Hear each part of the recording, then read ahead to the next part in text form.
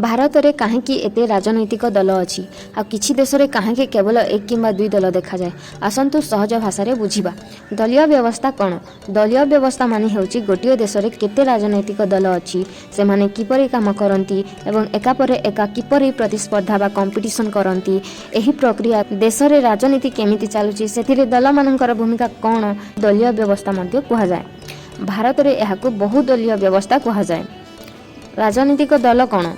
राजनैतिक दल हेउची गोटे लोक मानक गोष्ठी जोठारे एका धारणा और लक्ष्य नहीं काम करती, निर्वाचन में लड़ती एवं सरकार गठन करने को चेष्टा करती ताहाकू राजनैतिक दल कहा जाए।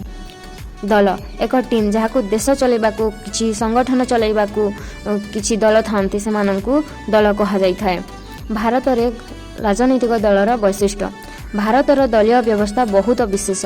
एठारे बहु राजनैतिक दल अच्छी यथा इंडियन नेशनल कांग्रेस, भारत जनता पार्टी।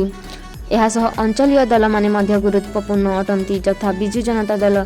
एही दल माने निज अंचलर लोकंकर समस्या पर ध्यान देथांती।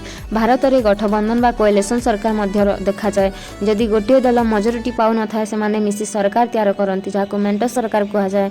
सहज कथारे बुझिबा भारत में एकाकी नुहे मिसिकर राजनीति हुए। दलीय व्यवस्थार प्रकार भेद।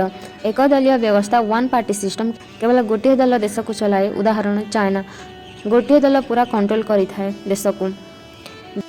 एबे देखिबा दुई दलीय व्यवस्था रे दुईटी पॉलिटिकल पार्टी थांती। गोटे पॉलिटिकल पार्टी पाखरे पावर थाए, एक अपोजिशन पार्टी होई थांती। तृतीय रे आसी बहुदलीय व्यवस्था जोटा कि मल्टी पार्टी सिस्टम। एथिरे अनेक दल रही थे जेपर कि इंडिया, फ्रांस अनेक पार्टी रही थांती जेंति आइडिया भावना को लेकिन से गठन करि थांती। भारत में बहुदलीय व्यवस्था अच्छी। यह लोकों को अधिक चॉइस दे थाए एवं लोकतंत्र को शक्तिशाली करे। प्रत्येक देश में भिन्न भिन्न दलीय व्यवस्था रही। वीडियो आपको हेल्पफुल लगे लाइक शेयर एवं सब्सक्राइब करदेवे। Thank you.